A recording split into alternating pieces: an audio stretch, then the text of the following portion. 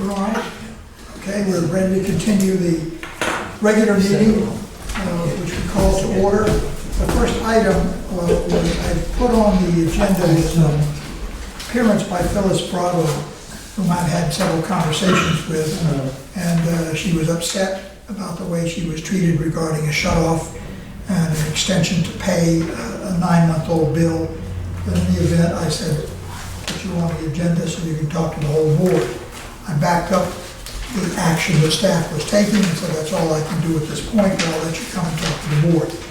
Today, I received a letter from her declining to appear, so I guess we just passed that issue, and I suppose staff will continue to handle whatever comes from that. There's nobody else from the public out there, so let's go right to minutes. Entertain a motion to approve the minutes. Mr. Chairman, Yes. I just have a little problem. I was not in attendance, but I made the motion to set the minutes of the previous meeting. Well, you caught that. So if that can be corrected. In the following item 2, also where it said John made the following motion, it wasn't John, I think it was Frank made that motion on item 2.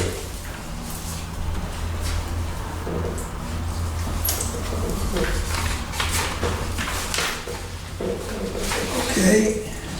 I have a couple of things too, if nobody else does. Yes, go ahead. If we could, under the executive director's report, there was mention that the line under the Warren-Barrington Bridge is in service. I wonder if we could put that in there for the record, on the executive director's report.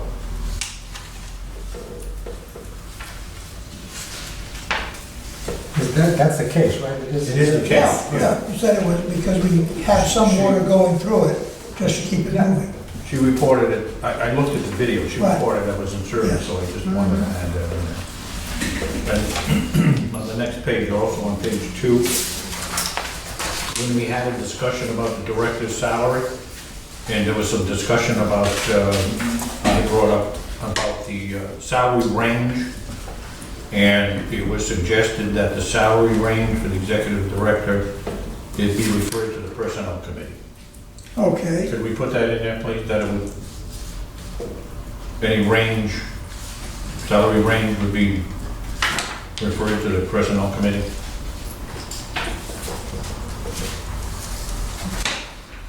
That's all I have. all right, so we have a motion in to accept these minutes as modified. I'll make that. Make the motion, second. All in favor, say aye. Aye. It is done. Executive Director's report.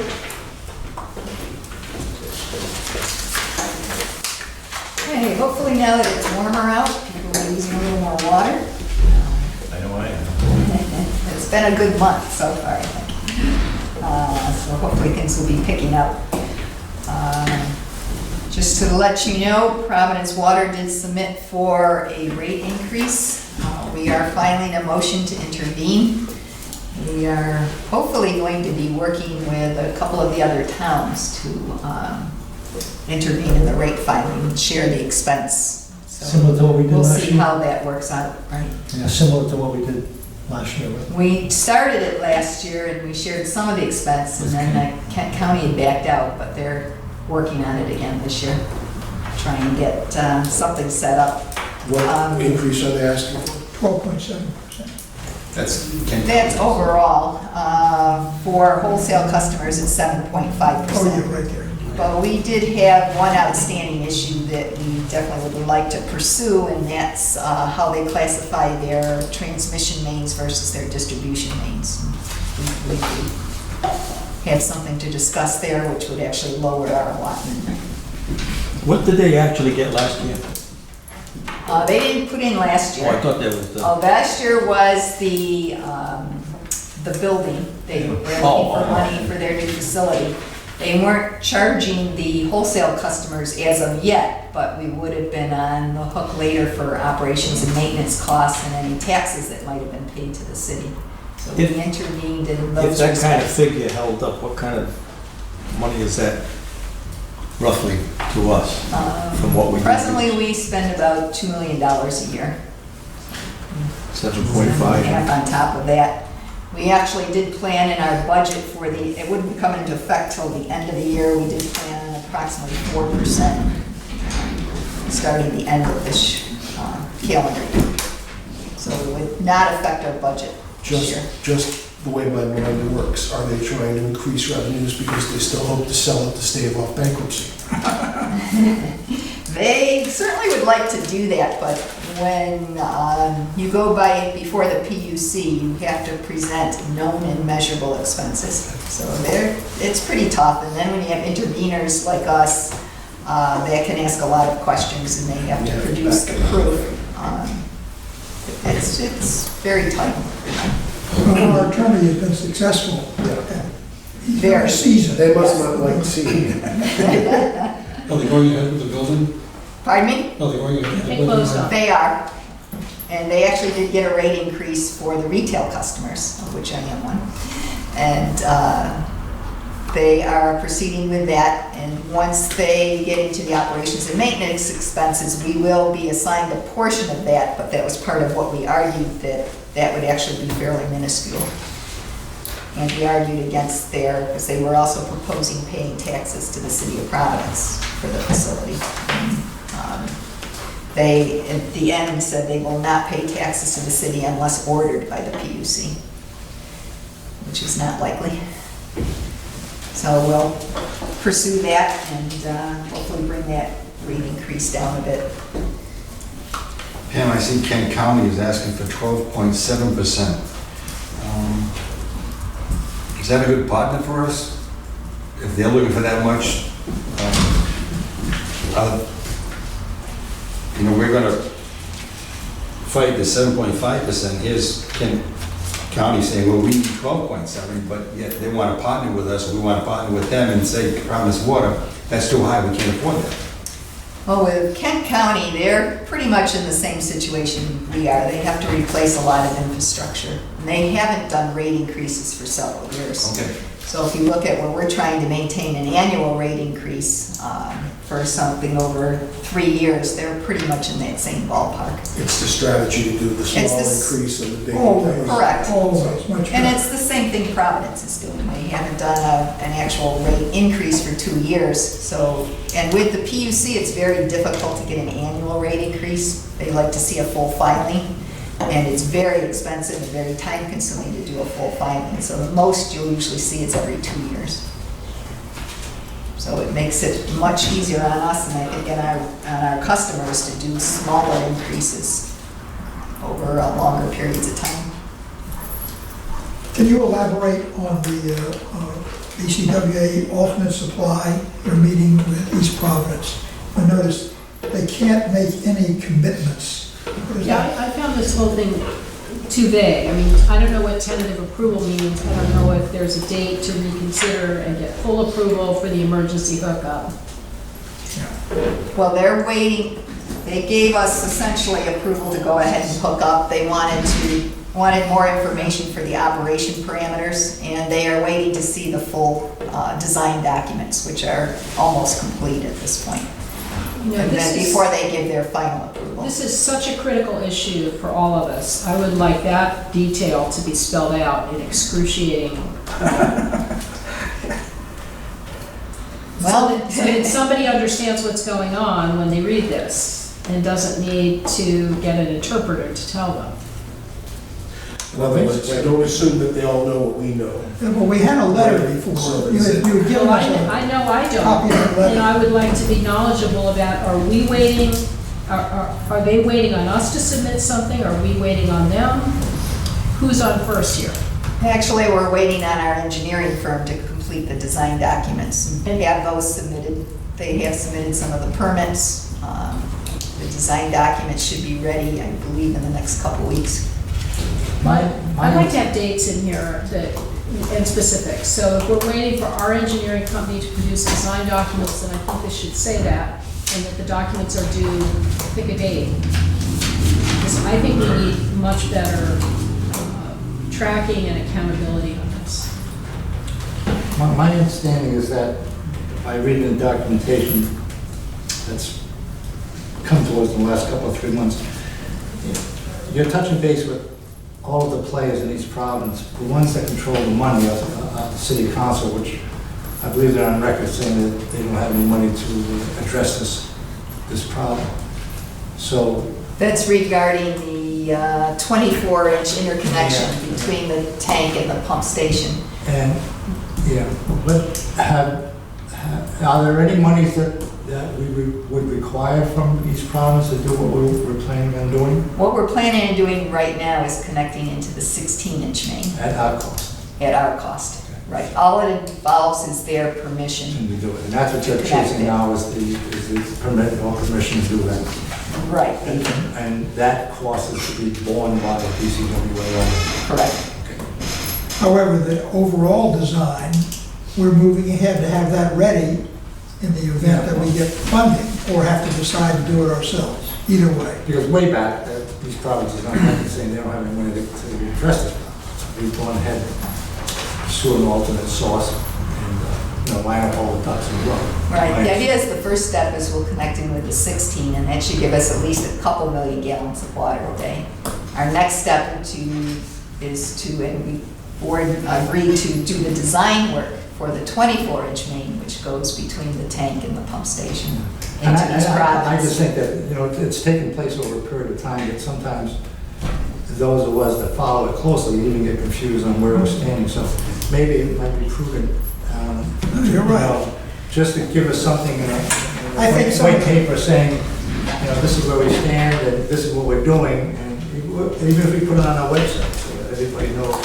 Some of the pressure, I think, came off of the, not that it isn't important, or that we should know, I agree, we should know where it stands. But I think that the pressure was relieved when it became obvious from Mr. Gallison that he was not interested at all, and there's not gonna be any money from the state, See, period. I totally disagree with you. I have no idea what acts he was fronting, that may have been a personal one, but I think there's a high degree of urgency, certainly from the town of Bristol, on an alternate supply. Except that when we got the approvals at the Tri-Town meeting, my recollection is it was very clear.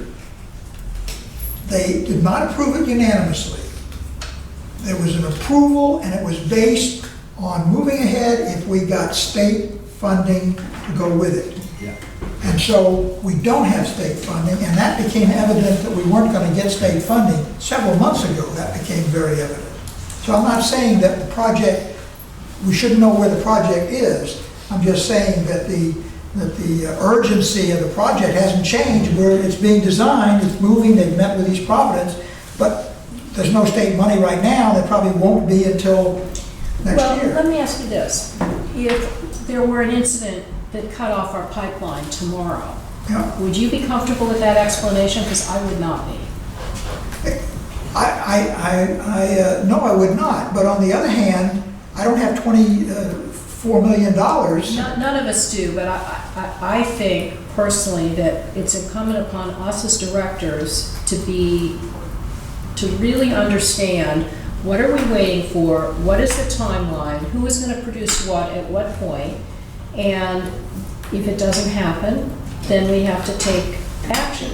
I have told my council that in fact, we may end up paying for this because it's so important, regardless of the stand that was taken by the councils. Yeah.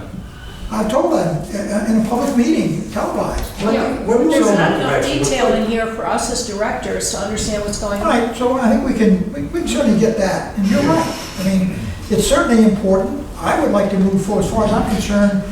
And I think we've been doing that. I think we've been taking the steps. Yeah. Through payment staff. We just need to have more details It's not- available for us. And it's not something you go like that and then snap your fingers, it's done. It's a process that we've been going through for the last 6 or 9 months. I'm sorry if the process can't be any faster, but it is what it is. And you're going to dot the i's and cross the t's as you go along. And I think we're doing, I don't think the urgency is any less than what it was 9 months ago when we had the tri-town meeting. Except that we know clearly They don't have we weren't money. gonna get any Not money yet. from, we weren't gonna get any money from the It's state. gonna come down to saying, okay, we're at the point where we're ready to go and we can put the first shovel in the ground, but it's gonna cost $24 million. How do you wanna do it? Maybe we'll get a legislative grant. There you are. There you go.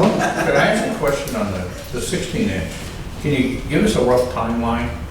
I know you're waiting for our engineering people to provide East Providence with some information, but have we talked to them, and our engineering firm, and find out when they're gonna give this information to East Providence, so we can kind of get an idea of when at least the 16 inch line, which is the first step, we should at least have a general idea of when that might proceed. I said those documents should be ready in the next couple of weeks, and I'd like to get it bid next month and get it installed by the end of summer. Okay, you know what I, That's the kind of detail I'd like to Yeah, see. okay. yeah, exactly. So the project, the 16-inch project is essentially due by the end of the summer. Yes. So it would be operational by the end of the summer, by September 1st? Well, I can't say it would happen that soon, but that would be my goal. And that emergency connection would provide us with X gallons of water. 2 million It gallons. depends on what the circumstances or the demands are at the time from East Providence. But we were working out a operations plan as to how much water each of us can take from our pipeline and be able to keep or their pipeline in that case. Do you see anything on East Providence's end that might be a fly in the ointment, basically, to get us this 16-inch connection?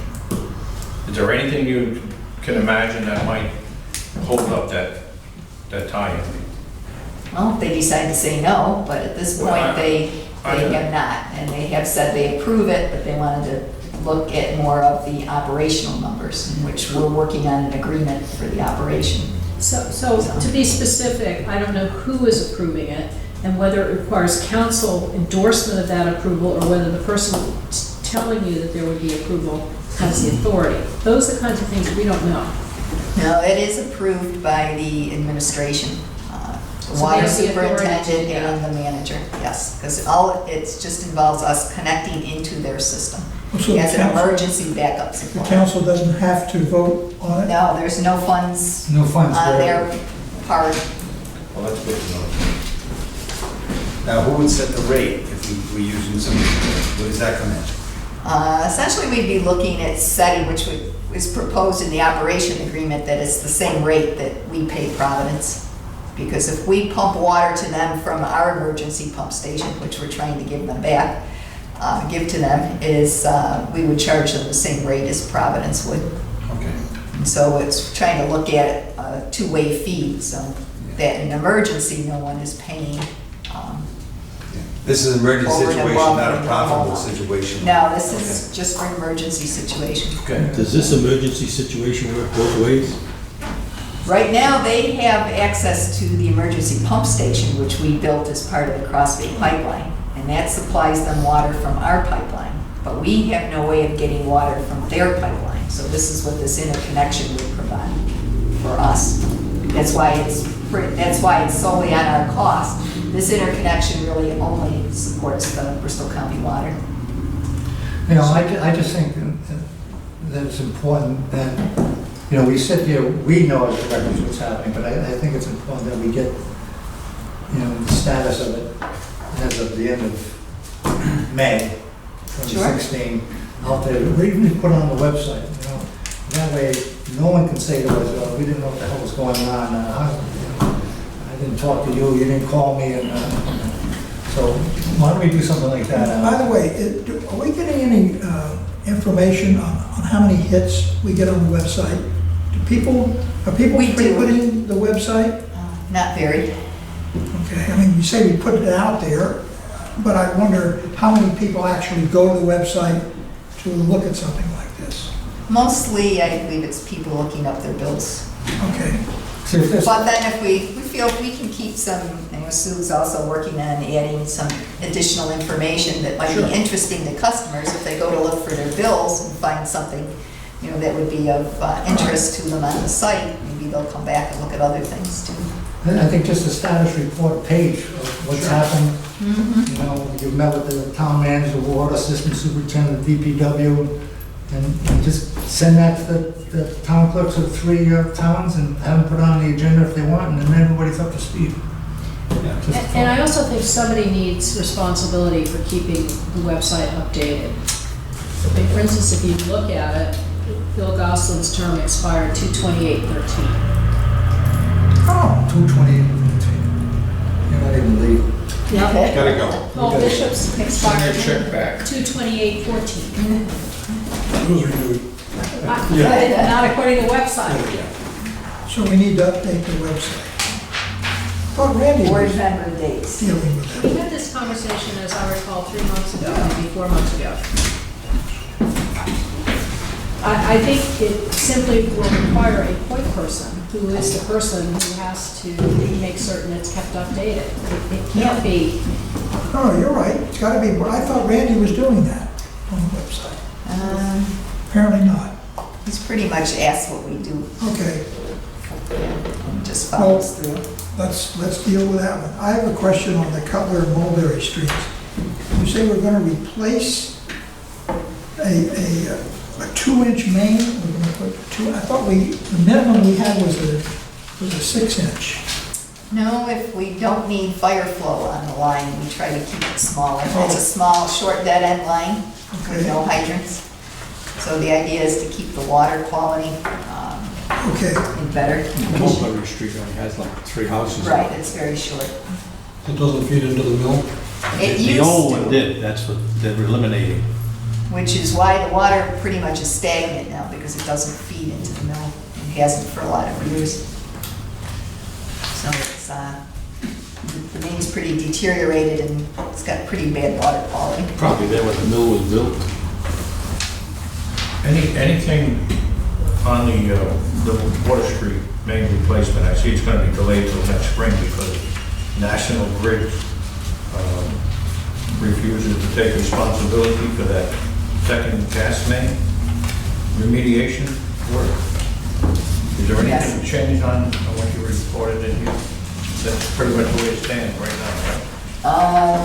It's the way it stands right now, but the town manager was trying to get a meeting with the director of National Grid. And considering he was a former director of DEM, he's also looking into those So that- regulations and working out. So DEM solution. could possibly twist their arm on this? Could. it was not contained, I'm sorry, you finished? Yes, I am. Not contained in your report. Has anything else happened with resolution with the, on the other property, I can't remember the name of the place. North Farm? Yes, North Farm. North Farms. Where did that end up? We were arguing with them over rights of way, and there were other lines there, and lines went right next to the houses and under porches. Where is all that right now? We did meet with them, Joe Keough and their attorney as well, and we went through all of our issues and what the problems were and why we couldn't essentially service the mains. And they said we gave them all the documentation, and they said they would get back to us. And that was just last week. Oh, okay. I have forever been totally against private roads, private deals, private setups. Because when they sell it, they move on. Nobody knows from nothing. Nobody's equipped to deal with anything. Nobody follows anything. It's, and governments are in the business of dealing with stuff like that, water and sewer, and what have you. Why don't you just keep North Farm on your monthly report? So that, I mean, even if they don't do anything, Yeah, at least we know at it's least we know. still festering. Yeah, And and those it does things need to get always come back resolved to bite you. because the way the deeds are written, it's strongly implied that we maintain the water mains. But meanwhile, all the easements have been encroached upon, and there's quite a bit the of problem's not gonna water go away, so. that's been run within the easements, and buildings are put very close, and porches over, and so on. So there's quite a few issues. We have any other projects like that? I wonder about Weedamo. I wonder, is that in the same category? Have they had any problems? That's, Something we're looking into. We haven't had any problems. Because that project went off like gangbusters and then came to a screeching halt for a long time, and then got revitalized. It changed developers. Yeah, yeah. Who else do I have? Was it Hanley Farm? Is that another one on Jacob's Point? Any of those? Hanley Farm only has one street, one road. They had a sewer problem, they had a sewer pump. So I don't know if they'd have the same problem. It could. I believe. We have some of those, there wasn't consistency in how those were handled in the past. Some of them have, a couple have one large meter serving everything, and it's private, so we own up to the meter, service line into the street. The others, doesn't have the same parameters as North Farm, and that the water mains are right in the paved streets, just like they would be town streets. But we do have signs, we do have obligations to maintain those that were done in the past too. So as Pam said, we're addressing these as we go along, locating them and digging out the records to try to find out what our obligation is and exactly what, if any, conflicts exist. You know, it's only gonna take one tragic incident, you know, not enough water to fight a fire, and we're gonna be front page news for 6 months. So it behooves us to make sure that all the water that we provide to these. Difficult because in North Palm's case, we have an obligation to maintain some of the fire hydrants, but not the others. So it's very difficult for our personnel to go out and have to identify, you know, in the middle of the night, if something happens, we do this one, we don't do that one. So it's just, there's a little bit to straighten out. Well, again, that's fine, that information is passed on to the fire chief in Bristol, so he knows, or if you have a situation in Barrington, so the chief in Barrington or chief in Warren know. Again, you know, it's only gonna take one incident, you know, and then a loss of life or something like that, and man, we're gonna be in the jackpot. Are private hydrants flagged some way, different color or something like that? They typically are painted different color. Typically, private hydrants are not we have no jurisdiction or responsibility. They're a fire chief property owner issue. And that becomes the responsibility of the fire department to maintain with that private property owner.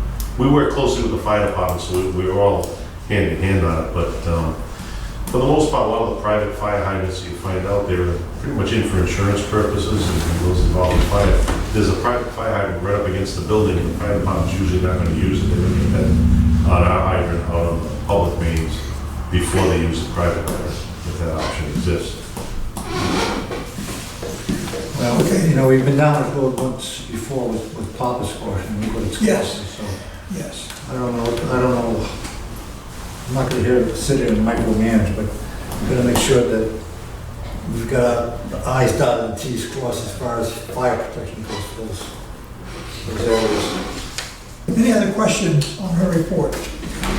Just one more. Yes. The Medical Avenue, how's that been going on? Is there any snags or? Depends what you call a snag. or The normal snags, Okay. but a lot of traffic. But the progress, it's a good contractor and it's moving along. I say, Ray, Bristol people are well informed. Now, you might get some complaints from someone coming from Portsmouth or Tiverton, a little company that hasn't been, you know, up to speed, but water companies met with the council in Bristol. There's been notifications in Bristol Phoenix weekly. We've got a sign we just bought, electronic sign that's blinking on and off. But other than the traffic? though? no, I mean, no. Okay. I haven't heard it, and I think we stayed ahead of that. That's good. I traveled through there today and there was very little holdup, Yeah, I mean, at least the time They're all that I so was you're gonna there. get complaints from people They're all that done are going to Newport and use Medical Avenue. They're all done paving the other lane. The problem was National Grid. Yes, they came in and was paving up further north. Yeah. And they created quite a bottleneck at that point. From what I understand, they did not coordinate with the police or the town. And No, they don't have. no one had any idea they were coming in. At the same time, we were there. Yeah. But I have to say, we have an excellent contractor. He's right on top of everything. He's doing Nothing. a very good job. Okay, moving right along. financial report. Now. Don't sit down. Been sitting all day, don't you want to stand? Okay. Well, I'm happy to report the audit has been completed. And currently, I have their final draft of their report. I've started working on the MD&A, which I have to get back to them to review. Then the partner will bless the whole thing before we can release it.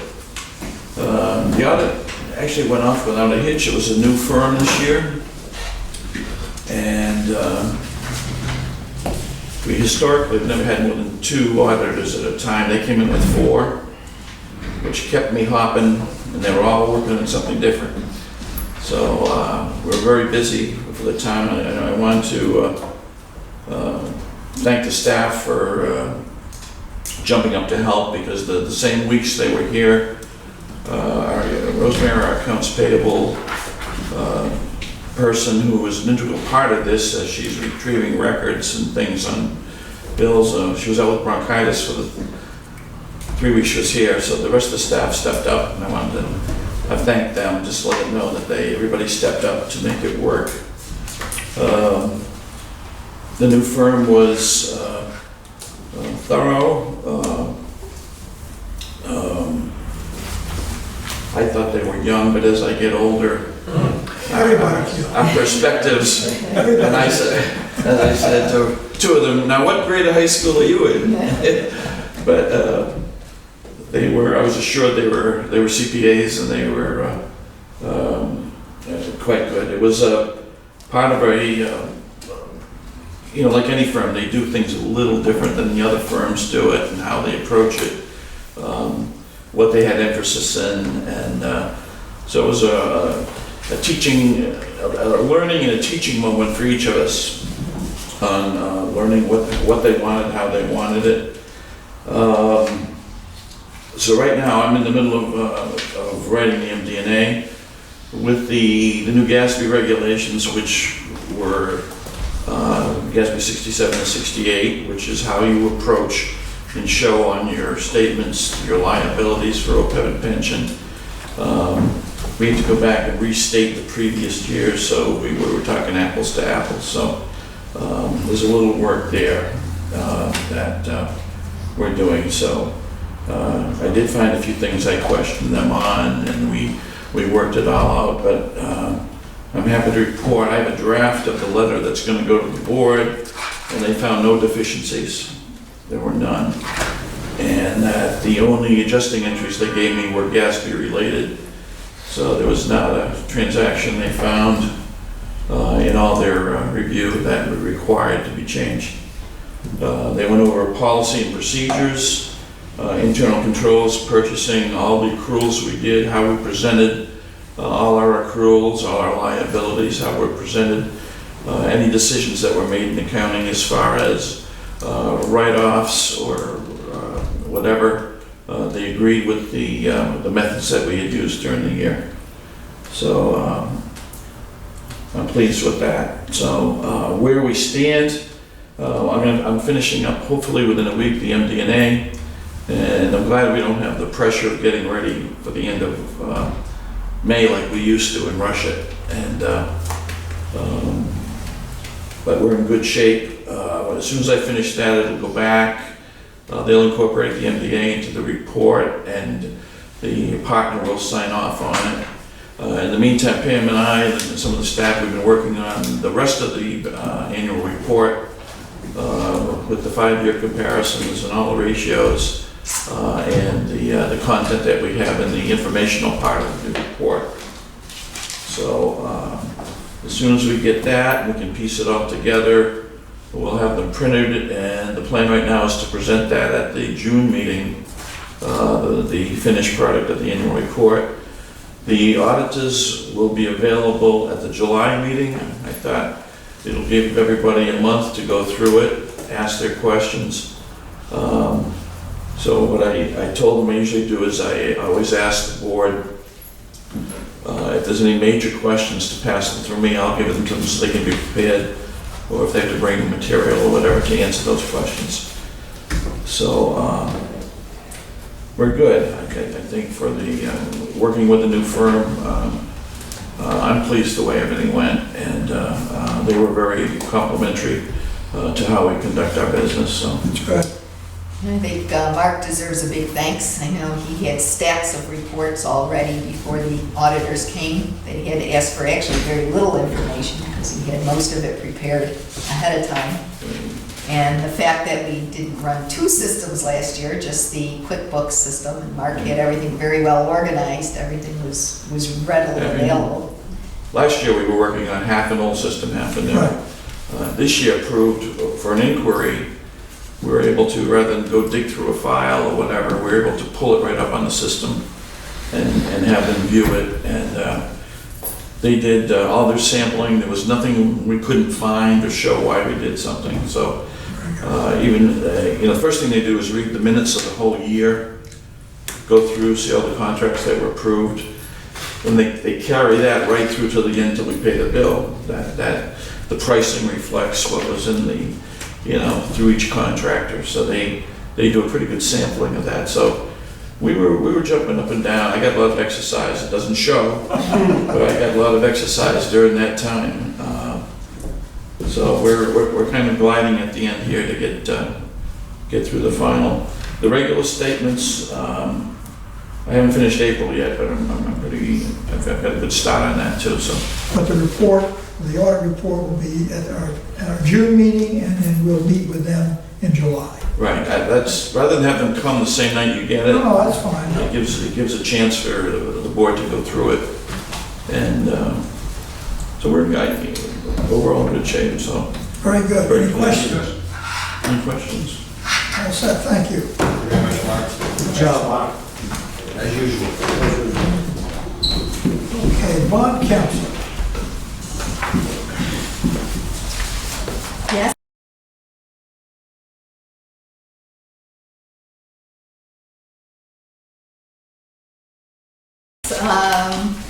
As the board had discussed, before we went out for our next bond, that we put out a proposal for bond counsel and for financial advisor. The financial advisor isn't actually due until next week.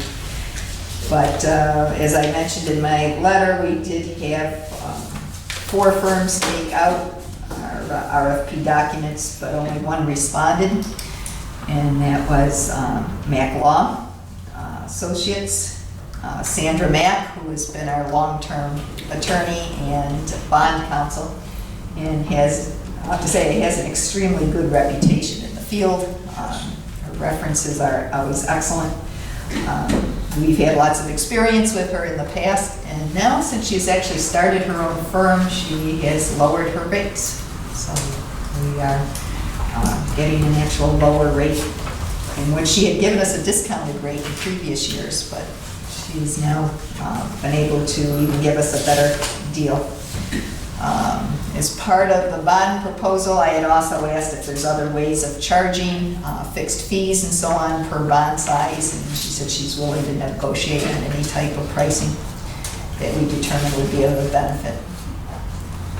Why are we doing this bond council at this point in time?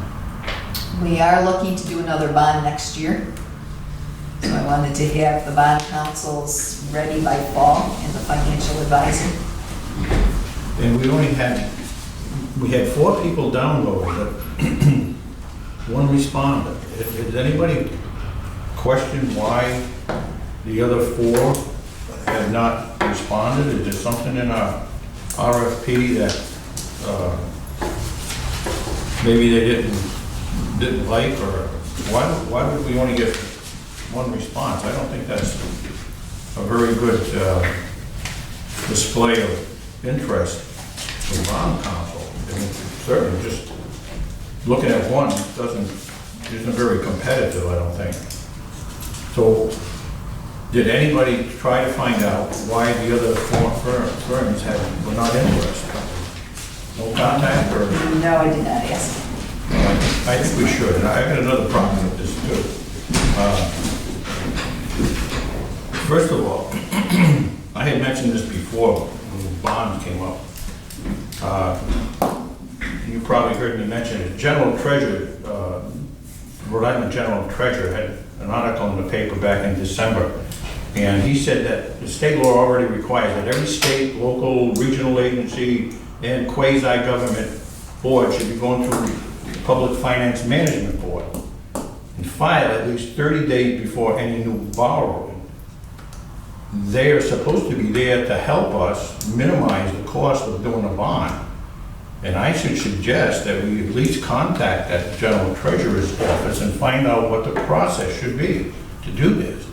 I don't think we should be selecting just a bond counsel out of just with one bid. I mean, that's not very competitive to do that. Well, it also sounds to me as if we didn't send an RFP out to qualified bond counsel. Instead, we put the RFP on our website and we advertised in the Providence Journal, right? Yes. I don't think, I'm sorry. And who were the other 4 firms? Three others. I don't have the list with me. I'm going to add in my concerns, and I will plead a degree of ignorance, because I have never hired a bond counsel personally. Is $400, $350 the going rate an hour for bond counsel? I've seen it higher. Have you? I've hired bond Considerably. counsel and that's a reasonable rate. Okay, that, like I said, I pleaded my ignorance on And the that. last time, she had a sold a bond, instead of a bid, we did a private placement and saved us considerable amount of money.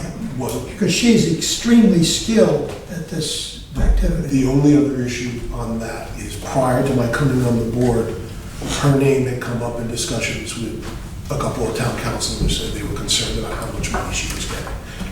Again, I had no reference on what such bond counsel should get paid, but I know that I've got, or at least had, 1 or 2 town councilors who were concerned with the amount of money paid to an individual.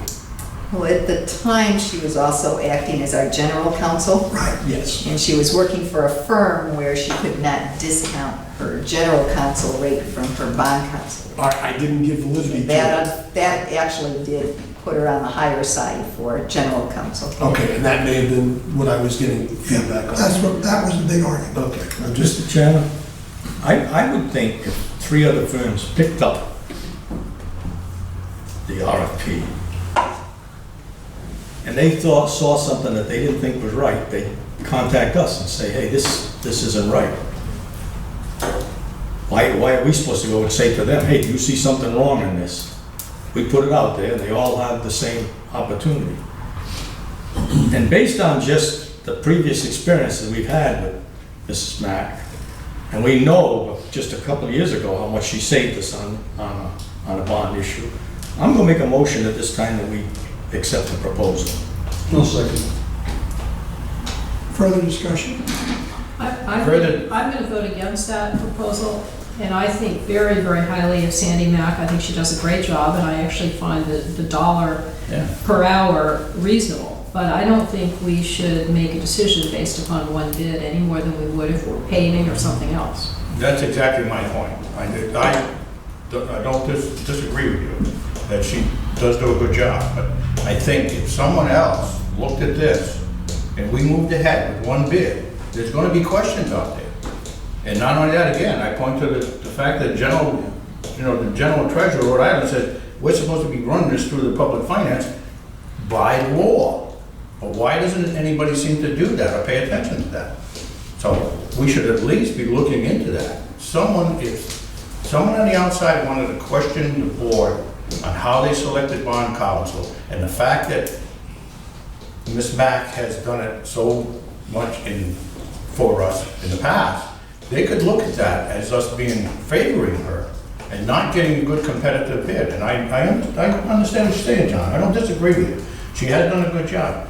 But the fact is, we have to think about how others would perceive what we're doing. So we want to make sure that we get a good, I should say, competitive bid. And we've done our homework. That's all I'm saying. I'd like to just give a comment that might help. in the understanding, similar to going out to an auditing firm. We had several firms that did not bid because we're small potatoes, okay? Many of the bonds that we put out, a lot of the firms, they're looking, that are doing municipal bonds, city bonds, they're looking at big, big fees compared to us going out for a $5 million bond, which is not the $100 million bond where they, I think when they looked at the estimates of what we were going to be doing over the next years, they didn't see the dollar signs. And I think that's what we may find would be some We should have reasons that, we they. should have that information on record. If someone approaches us and asks us that question, then we can say, well, this is the reason why. It's not hard to go to Barrington and to Warren and to Bristol and find out who their bond counsel is and send the RFP to them. Did we Just- employ something like that, targeting audience? I think she may be Bristol. She is She Bristol. is Bristol. But to her point is, did we solicit the 3 towns and people they used? No, I just posted it. But why, Generally, this is, when you advertise or you post it, Generally, people who are interested in doing it. anyone that's interested will pick it up. Yeah, yeah, that would. Unless they have- They'd be looking for the work. And just last month, we had an incident where we rejected the lowest bid based on a contract. We invited the lowest bidder to come in, and we took the second highest bid. So, and I mention that because it's quite evident that, at least to me, that there's an undercurrent of not liking Sandy Mack and throwing up roadblock after roadblock. No, That isn't. That's I'm not saying, I'm talking to Ray, you know the road. That's not where I'm coming from. That's not your, I'm talking to Rick. This is historically what's going on for the last couple of years with Ramsey. So, just to answer your question, we rejected the lowest bid and took the next highest bid. We didn't have any problem voting for that. Having said that, But you I don't want have- it to be clean, I want it to be no questions asked. There's no question in my mind about the integrity and credibility and professionalism of Sandy Mack, coupled with the fact that she lives in town and would be embarrassment to her family and many friends and associates if there was any wrongdoing on her behalf. may I So suggest, I just want it to be clean, so may I go ahead? do what you want to do. I should say, there's no problem to reissue it again. I said, Well, the issue, I'll I was going to suggest that target a number of firms and then ask them why if they don't respond, why not? we have a motion on the floor. I'd like to suggest that we table the motion for a month, that we find out the names of the other, check with the other towns, find out, and that we investigate that little law. I mean, if we talk about the credibility of Sandy Mack in terms of her financial acumen, I'm afraid I cannot say that about the treasurer of the state of Rhode Island. I However, think that's just a notification, however, regulation. can we investigate what that is and come back with some report that says, well, what are the options, and if you go down that line, what does that mean?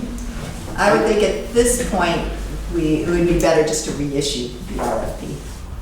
Can we reissue? We can do that and just say we've decided not to accept this one and we're going to reissue it. Well, I have to say, if I were Sandy Mack, I would be offended. I would too. I would say that there was a, hesitation on the board because there was only. But I can't solicit anyone else at this point because there was a closing date. Yeah, I understand. No, Well, then just It's tell not, them But that. I can't go out and ask other people to apply. I can ask them why they You can did. reissue it, but to her point, which is very valid, it's like, I don't want anyone to come across with the feeling, I don't know this woman, I haven't worked with this woman. I think that history with a company, intellectual,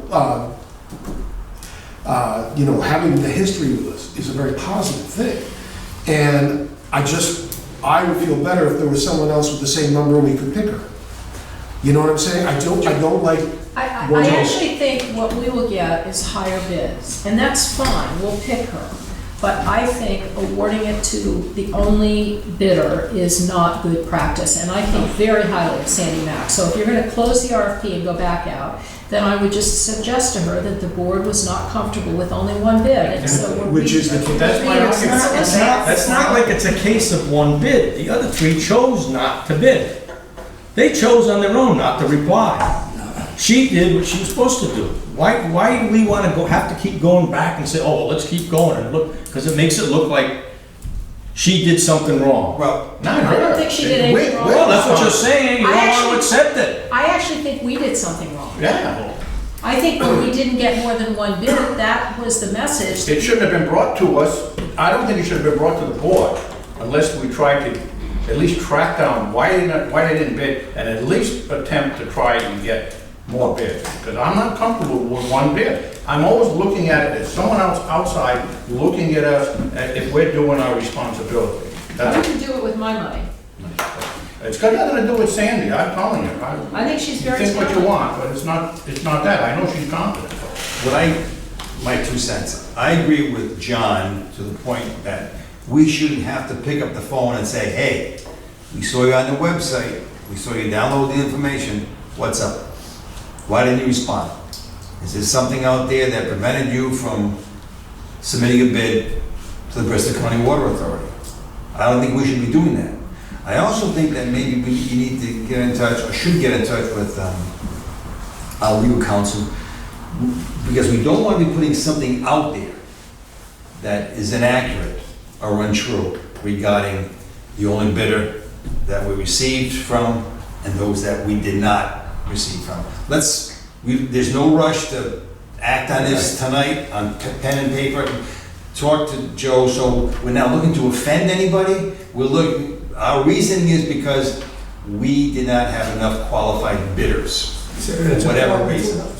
That's basically what it is. It's important not to go out and let her think that we rejected her bid because she was And I unqualified. think and I agree, Fred. Joel, But if you just remember back, Bill, Bill, this is just what happened to her as our legal counsel. I know, It's I the know. same thing. I know, And but we it's can't kind of a make this smack in about- the face to her. what we shouldn't I don't do. care how much everybody says they think of her. That's a smack in the face. Well, frankly, from a staff standpoint, I don't know when the RFP closed, but a week before the closing, it would, to me, good staff work would have been, we had 4 who downloaded, we've only gotten 1 in.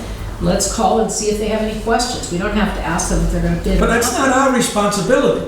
That's not our responsibility. It's out there, public notice, they picked it up, they chose not to reply. So you would be comfortable awarding our paving contracts and our construction contracts if we only had 1 bidder? We have You're done not that. talking about one bidder, just one We've bidder. done that. No, I am talking about 1 bidder. We've No. only had 1 bid. If they didn't reply, I have no problem with awarding a bid. We've had If single they picked up the bidders on specs and other didn't things. reply, there's nothing wrong with awarding the bid. Would you do that with a contract job? Well, that's like punishing the person that did do what we set out in black and white that you're asking you to do. We've done that with. Exactly. We had 1 bid. We bought equipment, or we've awarded contracts. I don't know how many, but I know we've done that. I mean, we don't have a pressure to do this. That's why I suggest table this motion. Let's gather some more information. Table this motion for a month, then let's find out, let's get some information. Then we can decide then if you want to either award the contract or go back and reissue the contract. Well, it should be specific on the information you want to get Yeah, on. but I'm recommending that we just table this motion to award the contract here tonight. Yes. There are some legal issues when you send it to people, and then you get people to call, why didn't you send it to me? Which is why we post it, in the newspapers. And believe me, every firm, they have someone that does nothing but look at the newspapers for ads for. But what I stated before is let's check with the towns, the 3 towns, and find out who they use for bond counsel. That was a question that was raised. So at least we'll have information. I didn't say we had to go back and ask these people why they didn't respond. Which is, I go with myself and it's Sandy just Mac. too small, Very likely. in which case, we're just putting things off because we're not gonna get any more anyway. Well, I'm sure, Alan, whoever does the bonding for, say, Warren and Barrington knew that we were looking for a bond counsel. probably. So why do we go ask the towns who they have? All I'm asking you is some documentation. If you want to go that route, that's okay.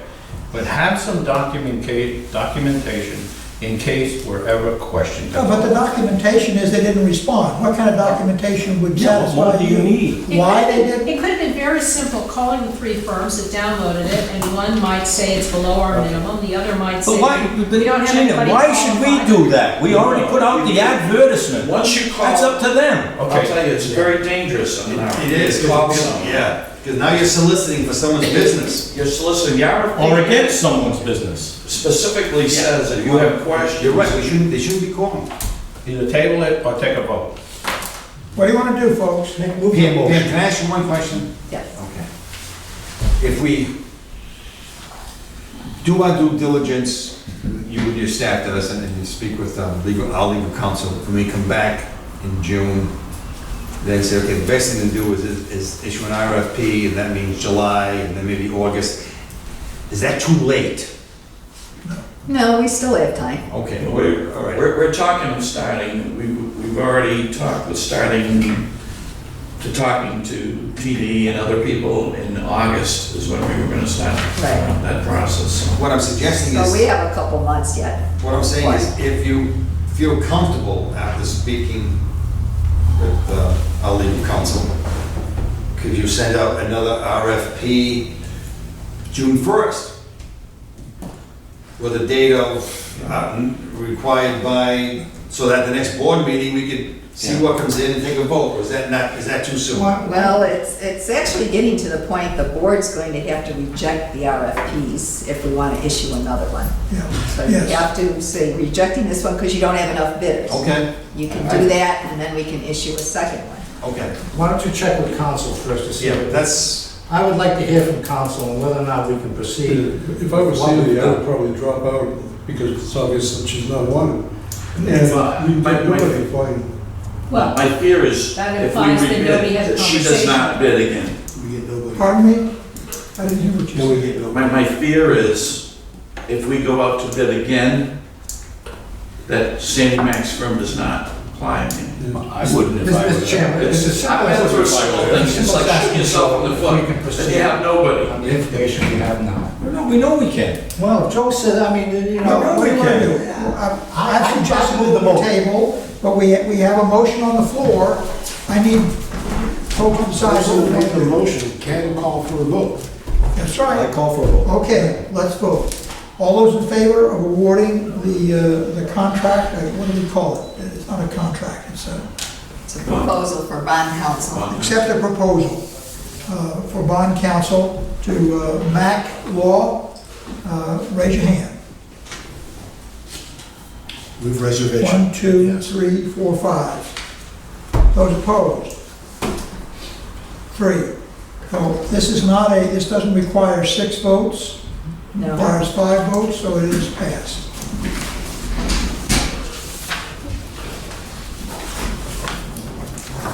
it requires 5 votes rather than 6, even though it's an expenditure. It's not an expenditure of over $500,000. I think that was the Yes. original requirement. The next item is the meter bid to be issued. Now, you're looking for, putting an RFP out, is what you're looking for? Because this- Actually, you said this is informational. This is more for your information, that we are, it was in our capital budget for this year. There are funds in the TD Bank bond for this. Just letting you know that we are going to be putting this out. We are looking at doing the entire system over the next 3 years, pending funding. As the balance of the funds would be in the next bond, if it's approved by the board. But what we're looking to do is put there used to be some controversy about mounting the transceivers on the outside of the homes. So we just want to do a public notification that that's how it's going to be done. It actually has a little more power and will allow us to do a very quick drive-by to collect all the information. In which case we can, once this is set up, we can go to a monthly billing because we can read the system fairly easily on a monthly basis. In which case we give our customers updated information. The information in these new meters actually gets stored until you collect it. So you can have hourly readings, even down into the half-hour readings that are collected, and then a customer can draw up that information and you can see a graph of how much water you used at different times of the day. It'll also pick up leaks very readily. We've had several cases of where we've had customers that have had leaks that aren't picked up for 3 months because if it starts soon after the first reading, and those can get very expensive. So this will actually help us get that information very readily. Does this still require a drive-by? Yeah, This is the drive-by, and we're looking for a system that can eventually be converted to a collector system or a fixed network system, in which case all that information can be fed directly into our central operations center by putting out, instead of driving by with a unit, you have fixed collectors in the system that would funnel that information back into our operations center, in which case you get the information But daily. Think we do these this are not soon? wireless.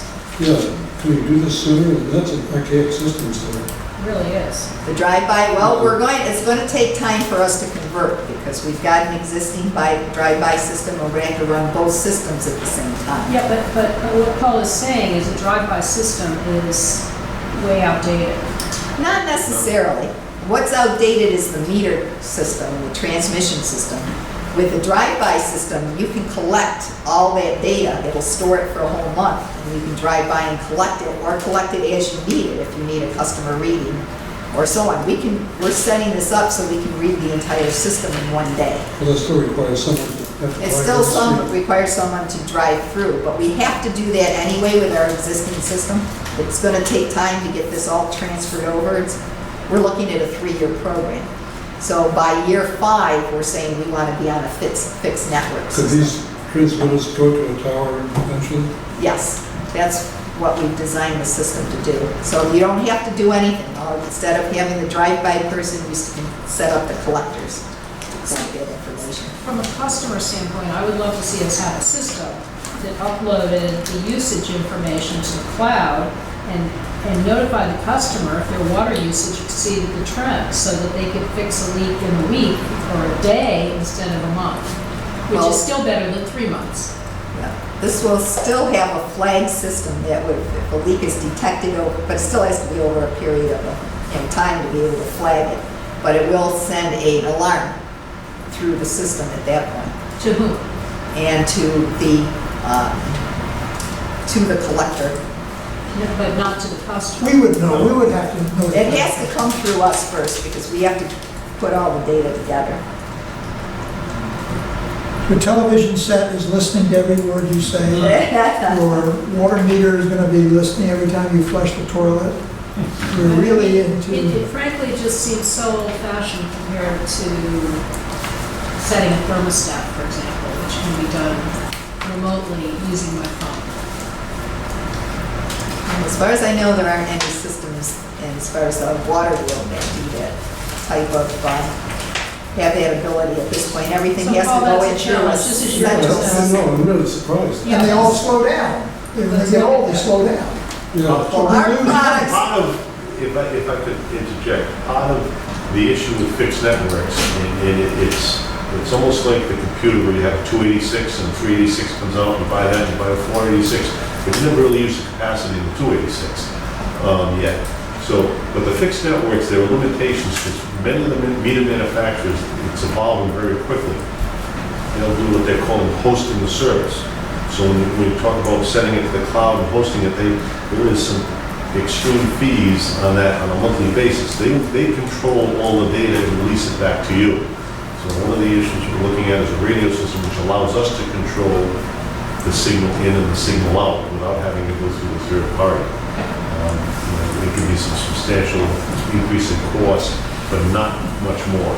The drive-by system, Sounds like it's a stepping stone, because we will, believe it or not, have to run 3 different meter reading systems during the course of this transition. So instead of buying the capital investment for the collectors and straining that for a period of time, this allows us to move through, make the changes, drive by and read the 3 different types we'll have in during the interim, and then switch over to the 5-year period, as Pam said. So it's not stepping backwards, and many systems don't even have the same quality of drive-by system, but ultimately we'll get the same as the fixed networks at the end of the day. As long as we can do that, let them go back. This is one of the specifications that we call for a transmitters that have the capability to blast out, we can get a half a mile range, 2 mile range, to minimize the number of collectors that are going to be necessary. And to do that, there are some systems that are offered that you have to physically go back to each property and reprogram the box, which now, if you're talking 18,000, another year before we can get that done. This is just turnkey, run and go. That's what we're looking at. Any other questions? Medicom Avenue.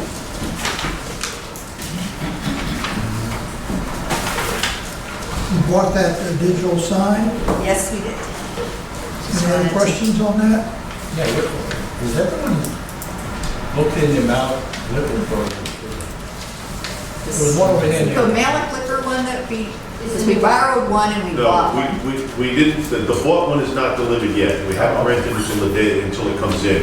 And that goes to the break. We purchased under the state MTA about 3 weeks out for delivery, so we've got that one up at Malik's, and we've got the one down at the split coming off the bridge. Oh, so those are rental. We've rented both, and one will go back as soon as we get ours. I'm just curious. We can use it for We can use it for, like yes. happy birthday, Sid, or something like that. We'll park it out front. Rent it out.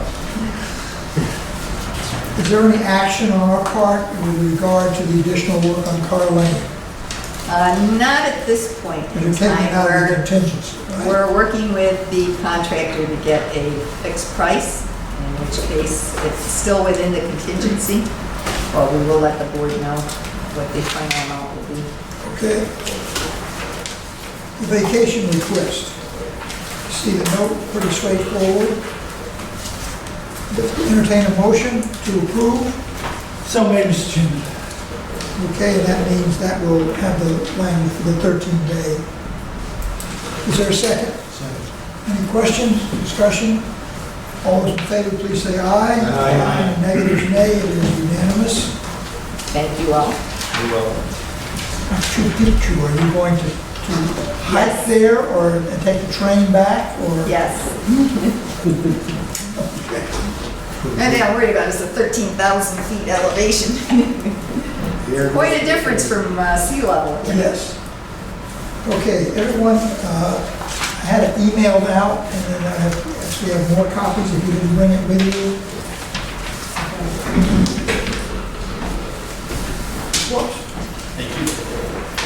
We had 9, this Bill and I put this together, there were 9 of the composite goals, and I had added one subsequent to that, because we came in and were talking with Pam, and I suggest that we add that all, or add it to the strategic plan, so that we have a some way to keep track of this, because I think it has the potential to be a big project for us, a costly project, to deal with all these kinds of issues.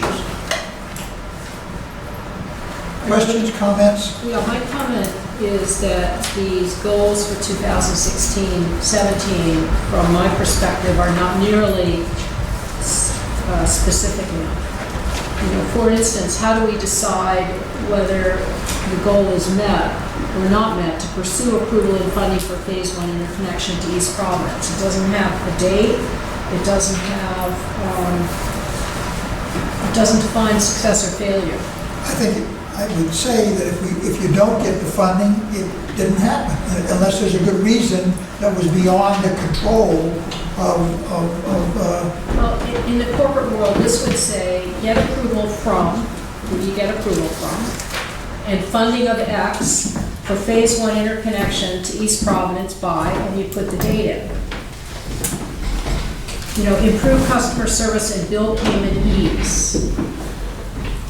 I think that one's a problem because That sounds as if it's not operational for this year, right? Because until new meters are in place and we don't have new No. meters. The monthly bill. that's the monthly billing, but we still are working on the ability to let customers pay their bills online. Yes, we're Well- working on, we've got proposals back on that. It doesn't say that.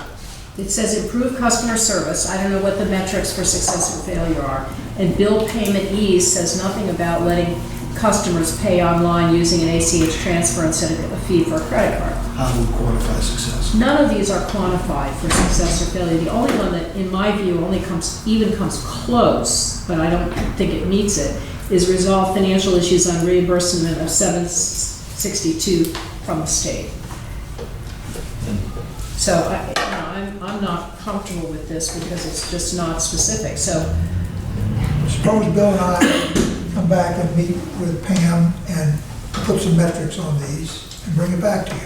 well, I don't Or would think, you like to frankly, put some? no, I don't think it should require, that's fine if you guys want to do that. I think that Pam should be able to put very substantive, specific goals together. If her success or failure is to be measured by that, if I were sitting in her seat, I'd want to think that I was competent to do that. These are the goals that the directors gave us. Right, but she should flesh those out. This is what the directors gave us, this is what you all gave us. Last year, we went through this, we tried to condense certain goals, and there was an insistence that, no, everybody had their ideas on what they should be worked on, and that's what we agreed on. If we want to have her, I mean, that's perfectly okay with me. If you want to come back and have you present what you believe your goals should be for the year, I have no objection to that. Well, I don't think that, excuse me, I don't think that the goals should change. I have to agree with Gina on this, that we are basically saying to Pam, okay, here's what we'd like you to work on. Tell us how and when you're gonna achieve these goals. And also, don't be afraid to list what could possibly prevent you from reaching these goals outside influence, such as the legislature, or the state, or East Providence, or whomever. That is, I mean, it's one thing. Without pinning her down, saying, Yeah, you what are the- told me, What you are the told me. dependencies? You know, it's one thing to say that her goal was to set up for the Tuckett connection. I think everyone in this room knows that she couldn't do it, and I don't think there was any way that she could have possibly pulled it off. But, you know, I don't like, and that's one of the reasons that my numbers were low, is like, well, the goal was this and it didn't happen. All right, how do I grade that? I'm a tough grader anyway. So, you know, there has to be a quantification of what is success, and there has to be a backdoor for what was not achievable in the first place. Correct. And, you know, that has to be accommodated to effectively evaluate an employee. Right, because I think along the way, Pam was giving us almost like quarterly updates as to what Yes, was going on. Yes. So it's not so, at any time, we say, okay, let's look at this, let's look at the information we had 90 days ago, and let's together see what's happened in between, where all of a sudden now, what we thought once was attainable, now looks like it's And it could be completely out of Pam's control. correct. You know, for instance, one of the goals for this past year was complete Anawan Dam project and resolve legal issues. Now, we're still stuck with maintaining the Anawan Dam because we haven't gotten legislative relief to get rid of it. And how do we, And to me, that ought, no, to me, getting legislative relief to get rid of it should be on the list of goals. That's what it's going to take. right. Right. Correct. So, but But I don't, obviously she's working on it, but we have to look at it through the lens of getting this legislature to do anything appropriate. well, let's. well, it may be easier now than our It Sterling. may very well be easier because of that. Well, that's where Joe would come in, you know, and what the proper channels are, and where's the state's responsibility, and someone says, nah, as long as we see the other way. But if we're evaluating Pam, on goals. They have to be realistic, attainable, And specific. and in her control that she can do I the mean, work. for instance, you and I gave the same grade for last year for support and funding for Phase 1 interconnection, because nothing happened on that, nothing. However, I don't hold it. That's just it. We have All right, to, and I don't think she didn't try. I don't think she didn't do everything she could, so. Well, I don't know that. I don't know that, but I'm not sitting here saying, boy, I'm really disappointed in the effort that she did, because I'm not. And I recognize that when you're dealing with certain things in the state, there are hills and mountains that people just aren't gonna See, succeed if I were sitting in your seat, I would divide that first goal into two pieces. I would say, get approval for and funding for Phase 1 emergency connection to East Providence by, pick a date. The second part of that goal would be the full interconnection. Yes. Dependent upon town council approval, or city council approval in East Providence and funding of X, fallback would be a smaller diameter and full funding by Bristol County Water Authority. You need to drive the bus here, in my estimation. And it needs to be specific, it needs to be metrics driven, and it needs to be action. Does that sound like a plan? I'll be happy to come to work with Pam That's fine. and come back in a Actually, it month. makes my life easier. Yes, because I think what you said, while I understand the intention of what you said, is that if we don't get the funding, that we make the pipeline smaller. No, the pipeline has got to be the size that it's got to be. Right. Well, And, I mean, we might still be having this conversation 10 years from now, and I'm not yes. comfortable with that. Hey, it took us 10 years to get the pipeline across the bay. If it were my job, I would not want to be held responsible for the East Providence City Council or the state representatives. If my performance was based on my success on getting those two organizations to do things that they should be doing, I would not feel comfortable. Except that if it's not part of a goal, I mean, think about it. If it's not part of a goal, because we know that it's difficult, It should be part of the goal. Then it's But there has got to to be be, in there. there has to be a realistic Well, I mean- quantification of what success is. For instance, we should have the Bristol County legislators putting legislation in to give us relief and to put some pressure on East Providence. We haven't done that. We have. We have. Yeah, we have. we have met with them. Met with them. We Senator- asked them to, but Senator Allison Coyne is the only was- one Yes. that has worked with Yes. us. We have met with all of the legislators from East I Providence. know you've met, but we have not been successful in getting Barrington, Bristol, or Warren, a legislature put That's not true, Gina. In the past, we've gotten money from specific things that I'm Representative talking Mallett about put in. this project, period. I'm not talking about what. Well, Galveston We was only a big had roadblock to us. Senator We Coyne met with them. and everyone else referred us back to Representative Gillis. Right. Well, They if I were were not sitting, interested. if I were not sitting in your interested in seat, changing I would once more raise the issue publicly, and I would say, we have no redundant supply, we have an antiquated treatment plant we can't rely upon, and our disgraced former legislator single-handedly prevented us from moving forward. If you don't keep this on top of mind for people, nobody else is going to. And I had a conversation last night. I don't agree with that. To that effect. You don't agree? She's our employee. We're the political people. It's up to us to come out and say, he was a disgraced legislator and he didn't do this. Not his responsibility.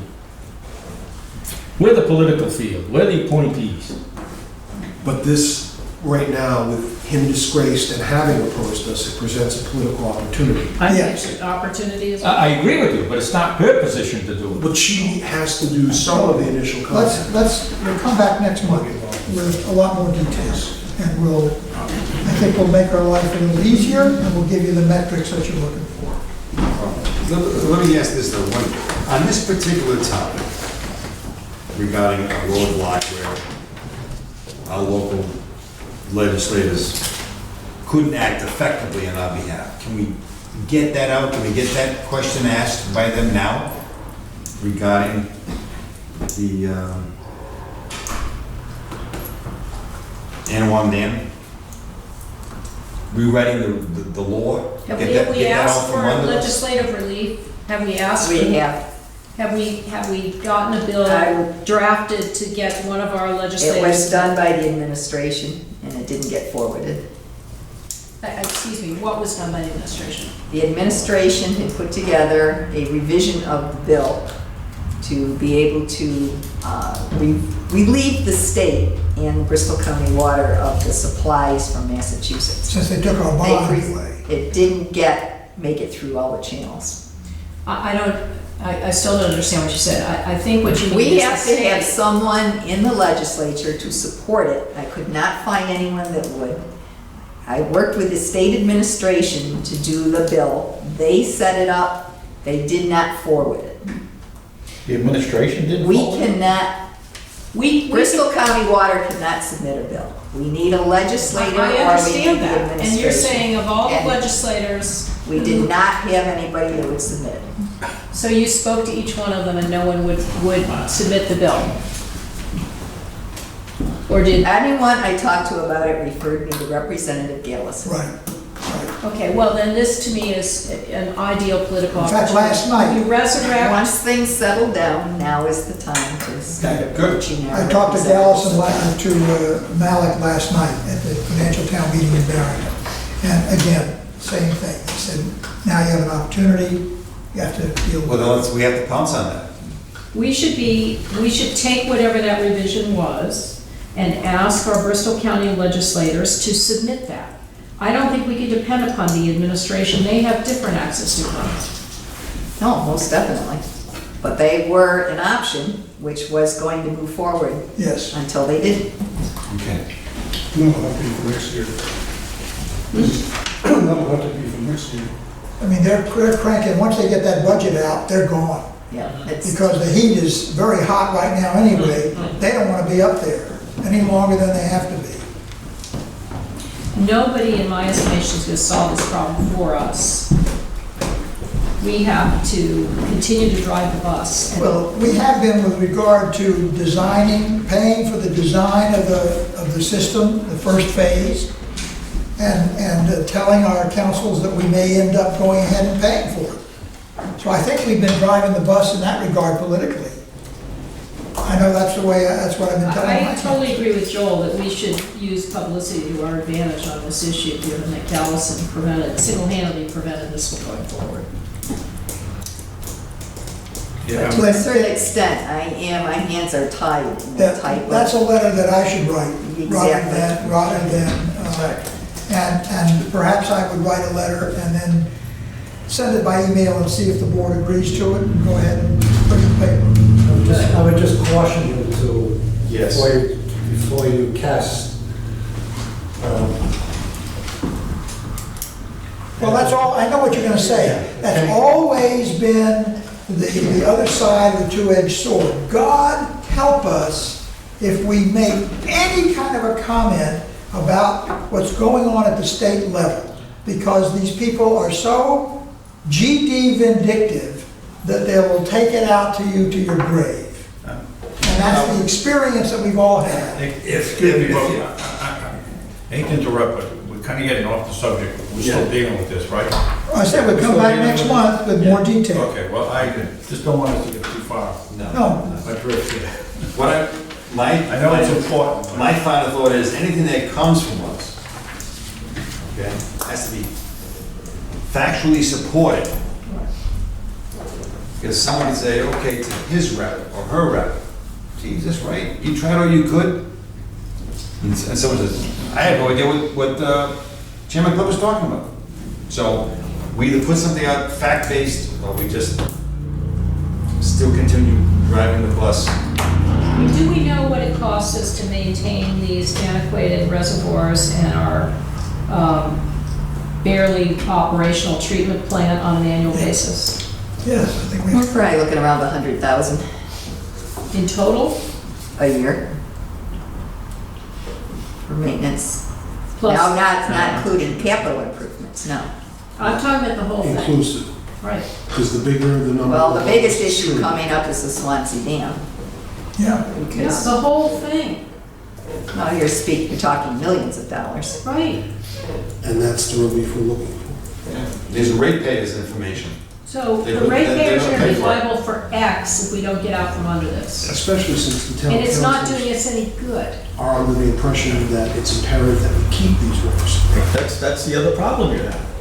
We can say, oh, we should get rid of them, and we'll save that money, but you got council people who are saying, no, we don't want you to get rid of them. At the tri-council meeting, I addressed that. I think I connected with a few of the, not all of them, God knows, but a few of the councilors. I said, you know, you're gonna pay twice as much money for water that's gonna taste bad and run dry in the summer. And the ones who were listening heard it. You know, we still have to win that argument. There are Warren councilors. I think it's Warren, I don't think Bristol feels so.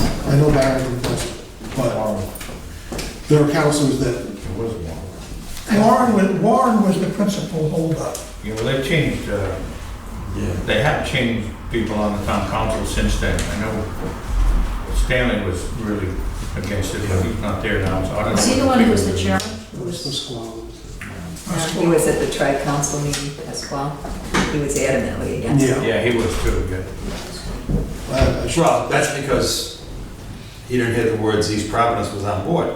Yeah, but see, that's another thing. Well, we're getting, You're right, we're getting off it. We've all got to make our stand. I maintained right from day one, if we have to pay the whole bill, that's our obligation That's as right. water authority members. I agree with you. We have to do our best to provide a secondary water, supply water to our customers. You're correct. And if the councilmen don't like that, then they don't reappoint us, that's all. I would phrase Exactly. that differently. If they don't do it, we're gonna have to do it, but we're not paying for it. The ratepayers are paying for it. They're paying for it because guys won't Well, stop. I'm not talking about, I'm just talking in general. I know But what our you're- position I'm has to saying. be, we have to be willing to say, that's my The last stand. thing we And if want- you don't agree with me, then you don't reappoint And me. the last thing we want is for us to pay for it and all the expense to come to the ratepayers. What we want is the state to pick up its fair share to benefit our ratepayers, who are all the people who elected the town council. So we, Alan, you're all, and Pam, you're on the same wavelength? Yep, Sure. Okay. okay. Quarterly charge-offs, that's just information. And anything that, about the Warren paving ordinance, Joe's not here, so Nothing more that I've heard. we will, I guess it was referred to National Grid. They were gonna do something first. and Actually, they really- were working with the town supposedly to work out the language. Okay, so we'll follow their lead. Board correspondence you have, next scheduled meeting is June 30th. Any other questions, business? Everybody gonna be around Thursday, June 30th? I hope to be. Well, that's my doctor. Yeah, and thank everybody, because I wanted to make sure we had enough folks come into this meeting tonight. We'll do another poll before we get to the meeting, just to make sure we know who's coming or who isn't coming. Thank you all. Good idea. Entertain a motion to adjourn. Second? All those in favor? To adjourn?